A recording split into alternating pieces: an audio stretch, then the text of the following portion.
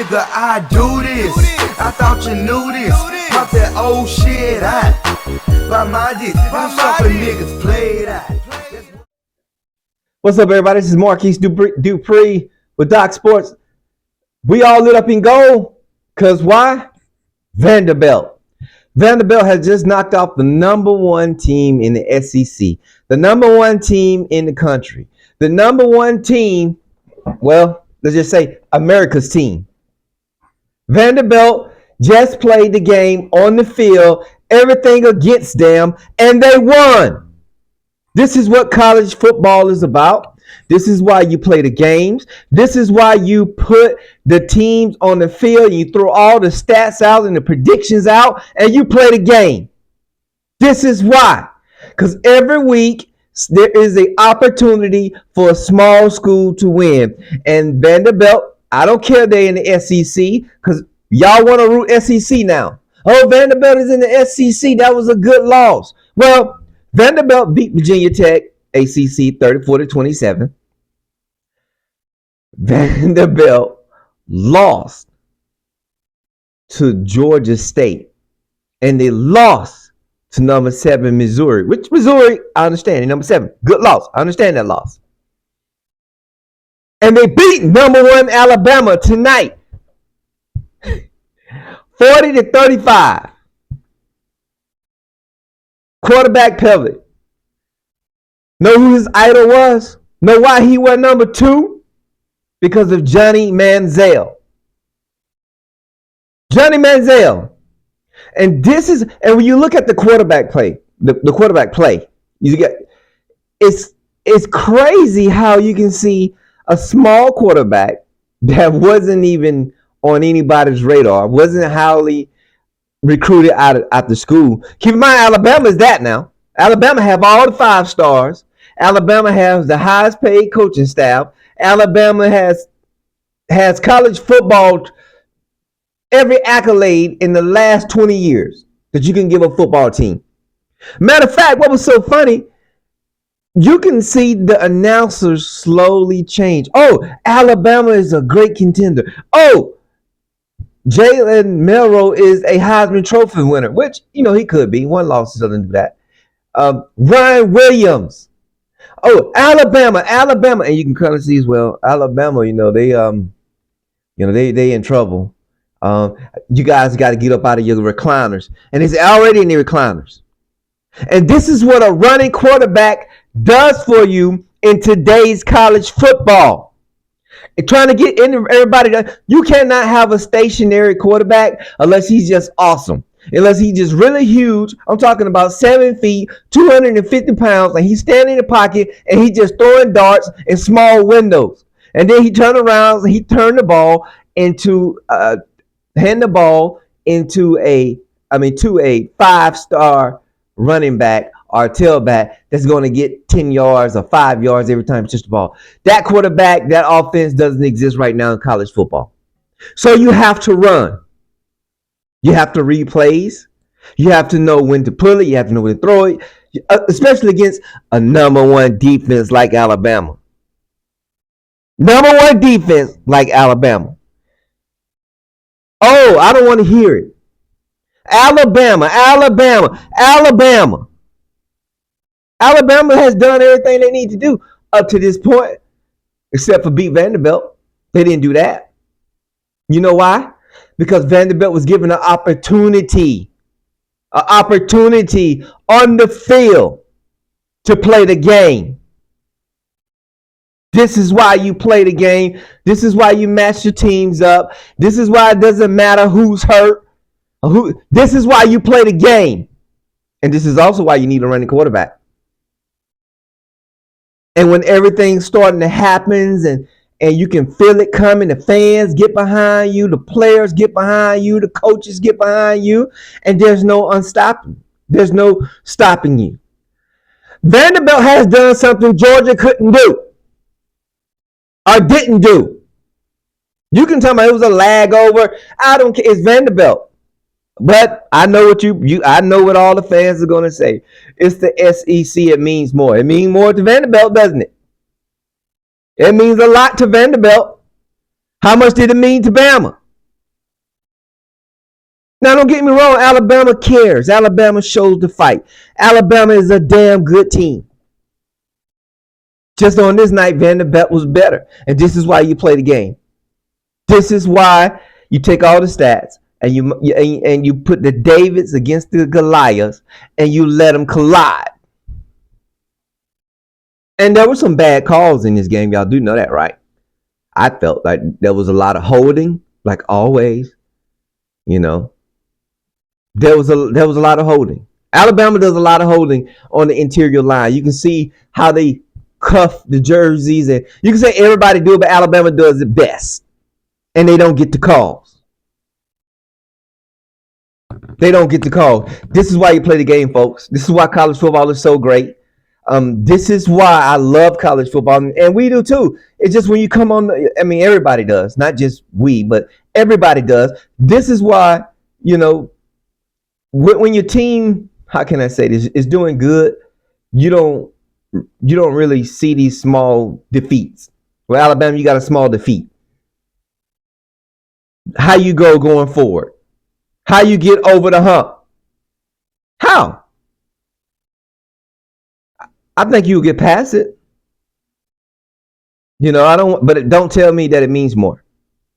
Don't tell me that, you know, we shouldn't play the game because somebody's hurt. You know, now I know Vanderbilt is smart. There's a bunch of smart kids, highly touted school. Vanderbilt is in the SEC, so it's not really a bad loss from those optics. But from the naked eye and people that understand and watch football and understand what Vanderbilt is, this is a bad loss. Unless Vanderbilt can win out and go to the national championship, I mean, go to the 12-team playoffs and get down to the Final Four. We know that ain't gonna happen, though, don't we? We all know that's not gonna happen. So Vanderbilt, Commodores, take your hat off. Enjoy this win. I don't care what people. Hey, enjoy it all the way to Monday, through Monday. People say, "Oh, you supposed to put this win behind you." Vanderbilt's not a championship team. They don't need to put this win behind them. They need to celebrate all the way up to Thursday till it's time to play Kentucky. Hell, before they play Kentucky Saturday, come down to the 50-yard line and celebrate one last time. Because Kentucky is a hell of a good team. SEC, it means more. It means more. And it does. You guys have a great conference. It's been built up. It's been touted as one of the best conferences, the standard of football. You know, people want to beat Alabama, the Georgias, the Kentucky, the Ole Miss, and now the Vanderbilt. You know, you want your team to look like that every Saturday. You want your team to have that fight. You know, so Vanderbilt, like I said, enjoy this win. You know, enjoy it. Don't listen to everybody, and they're going to try to downplay it. Oh, you in the SEC. This is how you're supposed to play. This is how you're supposed to play. Well, nobody else could play like this and beat Alabama. Nobody else did it. Vanderbilt did it. Poor little old Vanderbilt, 2-2 Vanderbilt. I just told you who Vanderbilt beat and who Vanderbilt lost to. Vanderbilt schedule: Kentucky, Ball State, Texas, Auburn, South Carolina, LSU, Tennessee. Enjoy this win, because I don't think they may have another win until Ball State. And after Ball State, I think Kentucky could beat Vanderbilt. I think Vanderbilt could beat Ball State. I think Texas is going to beat Vanderbilt. Auburn, I don't know. Let's just say Vanderbilt. And they did beat Alabama. Would it be great to knock off 2 teams from Alabama? Oh, that could happen. South Carolina, I think, beat Vanderbilt. LSU, I think, would beat Vanderbilt. And Tennessee, I think, would beat Vanderbilt. So there you have it. That's why Vanderbilt has to celebrate this win. They have to take it. The recruiting off this win alone will give them an edge on your top tier, your blue blood schools that's not doing well. So, Vanderbilt, Commodores, take a bow. It's your night. We haven't seen an upset like this in a long time. I'm just glad other teams are meeting some type of adversity besides my teams. Now let's see how the Heisman Trophy candidate, see if he can bounce back. That's how they're gonna spend it. Oh, he's a Heisman Trophy candidate. He has to bounce back. He can. He's the greatest quarterback. I mean, you should have heard those announcers. Oh, they should have heard them. Then you just kind of flip. And I know this. I try to keep this a PG show, but announcers and referees, to me, ain't it but a bunch of kiss asses. They jump on the hottest train smoking. And to make their money, they have to. I get it. But announcers and referees, I can't stand none of y'all. I think there should be a union for announcers and referees nationally. I don't think they need. Well, announcers are not employed by the conference, but I do think referees don't need to be employed by the conference. I think that should be a national thing where there's a lottery for each game. It should be a union for that. Announcers, the same thing, but we know they're controlled by their networks. So they're gonna do what the network say, and I can't stand them. I hate listening to a football game with announcers, no matter who it is. I don't have a favorite announcers. I don't. There's some that I can tolerate more than others, but I don't. You should have heard him talking about Vanderbilt. I tell you what, just go and listen to the game next week once they replay it, and just listen how the announcer goes, how great Alabama is, and it just starts to just dip down, and then it comes back up. Oh, Vanderbilt, the SEC. It's disgusting. It's very disgusting. Keep in mind, this is my show, Marquise Dupree, Doc Sports. Likes and subscribe. Please comment what you think on the Vanderbilt upset. This is the biggest upset we had in a long time. 2024 upset college football. This is why we play the game. This is why we enjoy the sport. This is why there's so much buzz around college football. This is why it's the giant. Because anything can happen. Anything can happen. This is why we play the games. And this is why I think the college football playoff should be the top 25, not just 12 teams. Take these small teams, play them during the spring, pay them their money, the $3 million, and then when it comes to the regular season, play your conference, and then around late November is when we go into playoffs.